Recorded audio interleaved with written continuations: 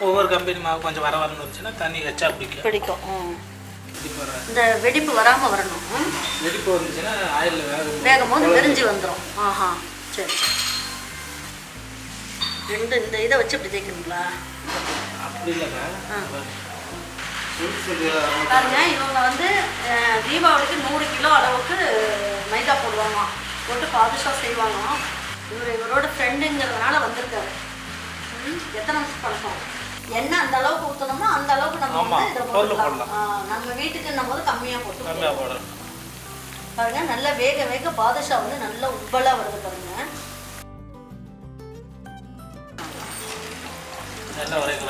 ஒரே கலர் ஆயிடுச்சு.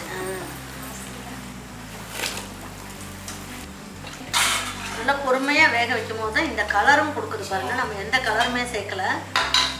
நல்ல ஜூஸியாக உள்ளெல்லாம் நல்லா ஜீரா வந்து உள்ளெல்லாம் உரைச்சி சூப்பராக இருக்கணும். நல்லா ஜீராலாம் நல்லா வடியுது பாருங்கள். இந்த மாதிரி தான் இருக்கணும். இப்போ செஞ்சோம் அப்படின்னா யாருமே நம்ப மாட்டாங்க. அந்த அளவுக்கு உள்ளெல்லாம் நல்லா ஜீராலாம் போயிட்டு நல்லா சாஃப்டாக சூப்பராக இருக்கும் மாஸ்டர். சூப்பராக இருக்கும், நல்லாயிருக்கும். இன்றைக்கி நம்ம பார்க்க போகிறது ஒரு சூப்பரான நல்ல டேஸ்டான பாதுஷா தான் பார்க்க போகிறோம். இது நிறைய எண்ணெய் குடிக்காமல் நல்லா சாஃப்டாக எப்படி ஈஸியாகவும் கடையில் கிடைக்கிற மாதிரி எப்படி செய்யலாம் அப்படிங்கிறத வீடியோக்குள்ளே போய் பார்ப்போம். அது நம்ம மாஸ்டர் தான் நமக்கு சொல்லிக் கொடுக்க போகிறாரு. 1 கிலோ அளவுக்கு மைதாவுக்கு 2 கிலோ அளவுக்கு சர்க்கரை, 400 கிராம் அளவுக்கு வனஸ்பதி அதாவது டால்டா, அப்படி இல்லைன்னா 400 கிராம் அளவுக்கு நீங்கள் வந்து நெய் ஊற்றினாலும் ஊற்றிக்கலாம். அது நம்மளுடைய விருப்பம் தான். ஒரு அரை ஸ்பூன் அளவுக்கு சோடா போட்டுக்கலாம். இப்போ ஒவ்வொன்றா செய்யலாம். இப்போ மைதா மாவை நல்லா ஜலிச்சு எடுத்துருக்கோம். அதிலே ஒவ்வொரு மெஷர்மெண்ட்டாக என்ன போடலாம் அப்படிங்கிறத உங்கள்கிட்ட சொல்கிறோம் பாருங்க. இப்போ வந்து நம்ம பாதுஷா செய்யறதுக்கு 1 கிலோ அளவுக்கு மைதா மாவும் 400 கிராம் அளவுக்கு நம்ம வந்து வனஸ்பதி போட்டுக்கிறோம். அதை வந்து கொஞ்சம் உருக்கி வச்சுக்கலாம். அப்போ மாவு பிணையும் போது கொஞ்சம் நல்லாயிருக்கும். அதுக்காக இந்த மாதிரி கட் பண்ணி உருக்கி வச்சுக்கலாம். போதும்பா, 400 மட்டும் இருந்தால் போதும், வடித்து போட வேண்டாம். அது ஒரு 100 கிராம் இருக்கும், வச்சுருக்கேன் பாருங்க. ஒரு அரை ஸ்பூன் அளவுக்கு சோடா எடுத்து வச்சுருக்காங்க. 1/4 ஸ்பூன். சரி, 1/4 ஸ்பூன் அளவுக்கு சோடா போட்டுக்கலாம். இதிலே போட்டுக்கலாமா நம்ம? இப்போ நடுவில் பள்ளம் பறித்து போடணும். சரி, இதிலே கொஞ்சமாக ஒரு 1/4 ஸ்பூனோட கம்மியாக உப்பு போட்டுக்கலாம். போட்டுக்கலாம். இது எதுக்காகனா இனிப்பு சுவையை தூக்கி கொடுக்கும், அதுக்காக. இப்போது இதில் 400 ml அளவுக்கு தண்ணி ஊற்றிக்கலாமா மாஸ்டர் ஃபஸ்ட்டு? சரி சரி. இது 300, அதுக்கப்புறம் 100 எடுத்துக்கலாம். இது 300 ஊற்றிடுங்க. 300. இப்போ இன்னொரு 100 கிராம் இவ்வளோ தூரத்துக்கு எடுத்தோம்னா சரியாக இருக்கும். இன்னும் ஊற்றலாம், இன்னும் கொஞ்சம் போதும்.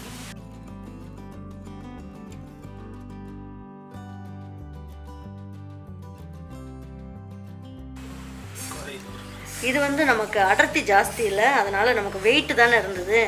அதனால் இது பாருங்கள், இதுவும் 400 ml அளவுக்கு இருக்குது. அதை வந்து காய்ச்சி வச்சுருக்கோம். இதையும் ஊற்றிக்கலாம்.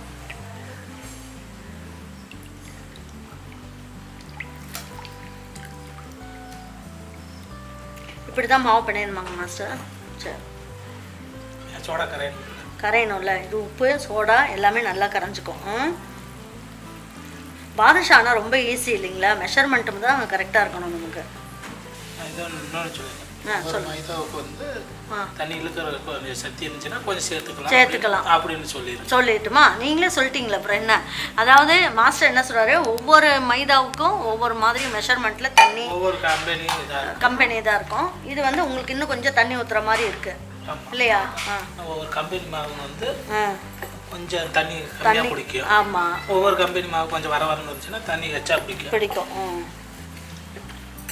கொஞ்சம் லேசாக இன்னும் கொஞ்சம் தடதலான்னு இருக்கணும்.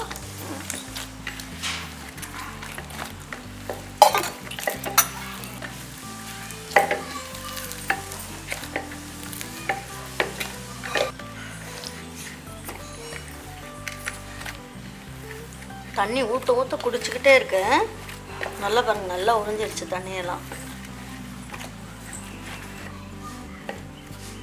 எல்லாம் மொத்தமாக வச்சு பிணையத்துக்கு பதில் இப்படி ஒரு உருண்டையாக எடுத்து பிணையும் போது ஈஸியாக இருக்கும். எதுக்காக அப்படி பண்ணுறீங்க? சின்ன சின்ன கோழியை போடுறது நல்லாயிருக்கும் அதுக்காக. இப்போ ஒவ்வொரு இதுவும் சின்ன சின்னதாக வரும். அதாவது ஒரு உருண்டைனா எவ்வளோ வரும் உங்களுக்கு? 10 வருமா? கம்மியாக தான் வரும். இப்படி உருட்டி சைஸ் பண்ணுறதுக்கு ஈஸியாக இருக்கும். ஒரே மீடியமாக கரெக்டாக வரும். பெருசாக இருந்துச்சுன்னா பண்ணுறதுக்கு கஷ்டமாக இருக்கும். இப்படி நல்லா நீளமாக உருட்டிக்கிட்டோம்னா ஒரே அளவாகும். இது ரொம்ப நேரம் ஊற வைக்கலாம் வேண்டாம், ஒன்றுமே வேண்டாம், உடனே போட்டுடலாம். உடனே போட்டுடலாம். சரி.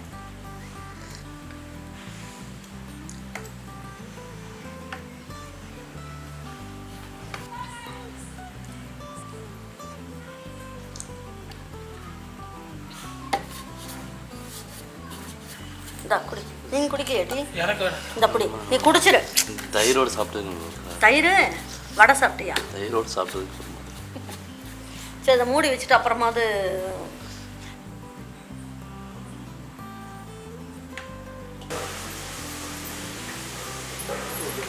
நல்லா அழுத்தி உருட்டணுமா? ஒரே பக்கம் சைனிங் வரணும். இப்படி நல்லா இப்படி உருட்டணும். நல்லா அழுத்தி இது இந்த சைடும் இது இந்த சைடும் ஆப்போசிட் டைரக்ஷனில் நம்ம இது பண்ணணும். இங்கே இருக்காட்டி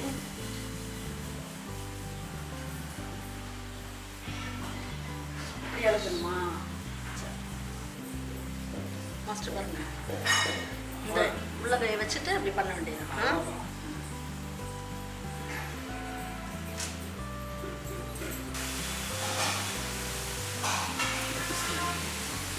எப்படி இருக்கக்கூடாதுன்றீங்க? அந்த மாதிரி வரக்கூடாது. இந்த வெடிப்பு வராமல் வரணும். வெடிப்பு வந்துச்சுன்னா ஆயில் வேகும் போது விரிஞ்சு வந்துடும். ஆஹா, சரி. ரெண்டாக அந்த பிளந்து வந்துடும். பாருங்க, கரெக்டா இல்லை? இங்கே பாருங்க, கரெக்டா? இன்னும் இல்லை. ரெண்டு இந்த இதை வச்சு இப்படி தேய்க்கணுங்களா? அப்படி இல்லைக்கா, மாவை எடுத்துக்கிட்டு ஒரே பக்கம் இந்த பிசரெல்லாம் இருக்குல்ல, ஒரே பக்கம் ஷைனிங்காக வாங்க. சரி, நல்லா இருக்கு. உருண்டை வந்து அப்படி நடுவில் அமுத்துனா வேலை முடியும். வேலை முடியும். இதோ எனக்கு வேலை முடிஞ்சதா? வேலை முடிஞ்சிச்சு. பார்த்தீங்களா, பாதுஷா முடிஞ்சிருச்சு வேலை. உருட்டம் இந்த கையை கற்றுக்குவோம். ஆமாம், கிளம்பிடுவா. நான் எங்களுக்கு அதிகபட்சம் 1 மணி நேரம். இது முடிச்சுட்டு லட்டு பிடிக்கணும். லட்டு பிடிக்காதான் செத்த நேரத்தில் 6 நாள் எங்களுக்கு வேலை முடிஞ்சிச்சு. அப்படியா? எப்படி இருந்தாலும் 9 மணி இல்லாமல் எங்கள் வீட்டுக்கு போக முடியாது இல்லையா? 3 வயசு 5 வயசு தான் பசங்க. பாருங்க, இவங்க வந்து தீபாவளிக்கு 100 கிலோ அளவுக்கு மைதா போடுவாங்க, போட்டு பாதுஷா செய்வாங்க. எல்லாமே சேல்ஸ் ஆகிடுமா. அந்த அளவுக்கு மாஸ்டர், சூப்பர் மாஸ்டர். அவர் சொன்ன மாதிரியே செய்ய நீங்கள். எங்கள் மாமாவுக்கு தான் தேங்க்ஸ் சொல்லணும். அதான் இவரோட ஃப்ரெண்டுங்கிறதுனால வந்திருக்காரு. எத்தனை வருஷம் பழக்கம் இவர் 2 பேருக்கும்? 6 மாதம் தான் ஃப்ரெண்டாக இருக்கீங்க.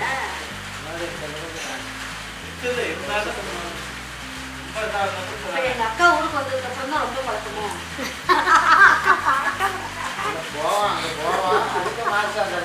போக மாட்டீங்க. அவரையும் பிடிச்சி போட்டுக்க வேண்டியது உங்கள் வேலைக்கு. அவர் ஓனரா? அவருக்கு என்னப்பா வயல் வச்சிருக்காரு, கொடிக்க வச்சிருக்காரு, கொடிக்கெல்லாம் எடுத்துக்கணும்.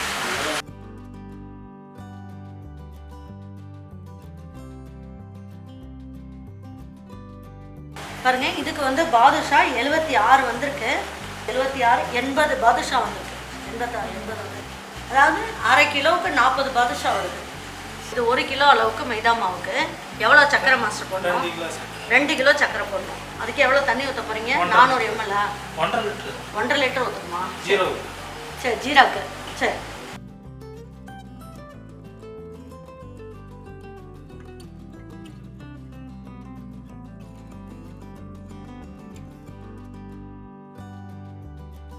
இப்போ வந்து மாஸ்டர் எண்ணெயை நல்லா காய வச்சுட்டாரு. காய வச்சுட்டு சூடாயிடுச்சா அப்படின்னு பார்த்துட்டு ஸ்டவ் ஆஃப் பண்ணிட்டாரு. ஆஃப் பண்ணிவிட்டு அதில் எடுத்து போட்டாரு. போட்டுட்டு என்ன பண்ணியிருக்காரு, இப்போ எல்லாமே முதந்து எல்லாம் அந்த சூட்லேயே மெதுவாக வெந்து மேலே வந்துடும். அதுக்கப்புறம் தான் ஸ்டவ்வை வந்து ஆன் பண்ண போகிறாரு. பாருங்கள் ஸ்டவ் ஆஃப் ஆகி தான் இருக்குது. பாருங்கள் அந்த சூட்லேயே வந்து பாதுஷா எல்லாமே பாருங்கள் நல்லா பொரிஞ்சு வேகுது மெதுவாக. இப்படி தான் போடணும், அப்போ தான் நல்லாயிருக்கும். அந்த ஒரு மாதிரி கடையில் எல்லாம் நல்லா கிடைக்குது இல்லையா, விட்டு போகாமல் இல்லையா, என்ன சொல்கிறது, மெதுவாகவும் இருக்கும், நல்லா உடஞ்சி வராமல் இருக்கும் இல்லையா மாஸ்டர்.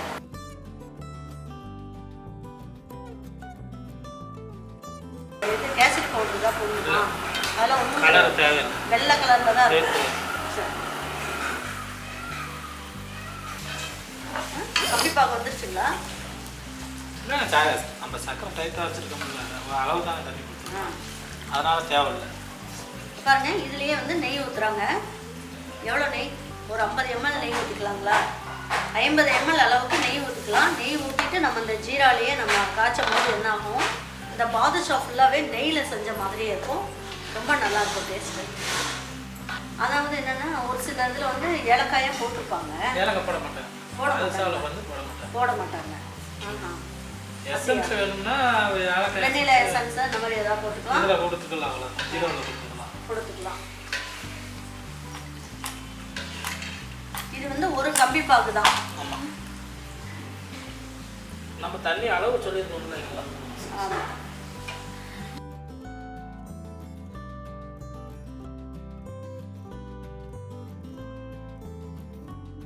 பாருங்க இப்போ மாஸ்டர் வந்து இந்த அளவுக்கே பாகு போதும் அப்படின்னு சொல்லிட்டாங்க. ரொம்பவும் வந்து காய்ச்சி ரொம்ப அடுத்தது லேசாக அப்படியே பிசு பிசுன்னு வருது பார்த்தீங்களா, அந்த மாதிரி இருந்தாலே போதும். கம்பி பாகெல்லாம் வர வேணான்ட்டாங்க. எதுக்காகனா இது ஆறுனதுக்கப்புறம் இந்த பாதுஷாவை போட்ட உடனே என்ன ஆயிரும், அது ஒரு மாதிரி கிறிஸ்டல் மாதிரி போயிடும். உங்களுக்கு அந்த பாதுஷா மேலெல்லாம் சக்கரை படிஞ்சிரும். அதனால இந்த பிசு பிசுப்பு தன்மை ரொம்ப கெட்டியாக இருக்கும் இல்லையா, அந்த மாதிரி இருக்கும் போது எடுத்துடலாம். கம்பி பாகெல்லாம் வேண்டாம். மாஸ்டர் பொறுப்பேற்று 10 வருஷம் ஆகுதுங்க. எந்த கடையிலும் இன்னும் வேஸ்ட் ஆக்கினதில்லை. தீபாவளினா தீபாவளிக்கு முன்னாடி முதல் நாள் நைட்டே முடிச்சிடுவேன். மறாவது வேலை செய்ய மாட்டேன். ஏதோ அதிகபட்ச ஆர்டர் ஏதோ ஒரு பொருள் ஆர்டர்னா தான் மட்டும்தான் செய்வேன். இப்போ மாஸ்டர் நீங்கள் ஆன் பண்ணிட்டீங்களா ஸ்டவ்வை? ஆன் பண்ணிட்டேன். இப்போ மீடியம் ஃப்ளேமில் வச்சுக்கணும். ஆமாம், மேலே வந்துருச்சு பாருங்க எல்லாம் பாருங்க. இந்த மாதிரி நல்லா வந்ததுக்கப்புறம் அடுப்பு ஆன் பண்ணிட்டாங்க. அப்போ தான் வந்து அந்த பிஞ்சு வராதான் நல்லா சாஃப்டாக இருக்கும் அப்படின்ட்டாங்க. அதனால் இப்போ வந்து ஸ்டவ்வை மீடியம் ஃப்ளேமில் வச்சு இப்போ வேக வச்சுக்கிட்டு இருக்காங்க. நாங்கள்லாம் செய்கிற மாதிரி இருந்தால் ஒரு 4-5 போட்டு வேக வைப்போம். நீங்கள் 1/2 கிலோ பாதுஷாவும் ஒன்றா போட்டீங்க.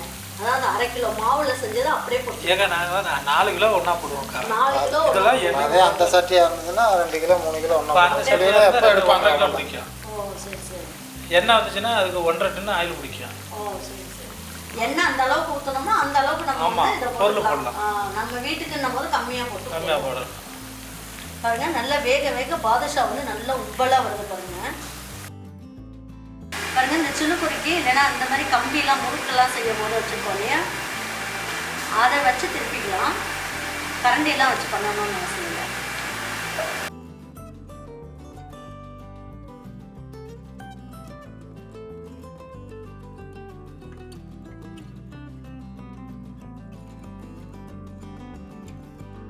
வேகணும்ல, இல்லைன்னா மாவு மாதிரி இருக்கும்ல. ஸ்பீடாக வைக்கக்கூடாதுங்களா? ஆமாம், ரொம்ப சிம்பிளாக தான் ஸ்பீடாக வச்சோம்னா அது மேலே இருக்கிறது பூரா வெந்து போயிருந்தா. ஜீராவில் போடும்போது நல்லா பஞ்சு மாதிரி வரும்.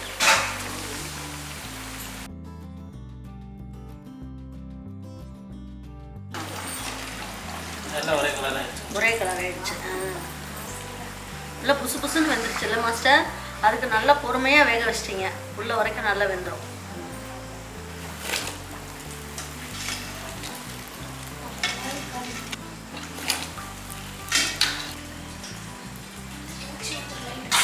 நல்லா பொறுமையாக வேக வைக்கும் போது தான் இந்த கலரும் கொடுக்குது பாருங்க. நம்ம எந்த கலருமே சேர்க்கலை. இந்த இப்போ இன்னும் சூடு ஆறுன ஒன்று போடணுங்களா? இது கொஞ்சம் குங்குமப்பூ போடலாமா? வேண்டாம்.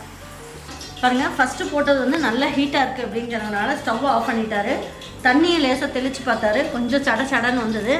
இப்போ ஸ்டவ்வை ஆஃப் பண்ணிவிட்டு இந்த ஹீட்லேயே அந்த மீதி இருக்க பாதுஷாவை போட போகிறாரு.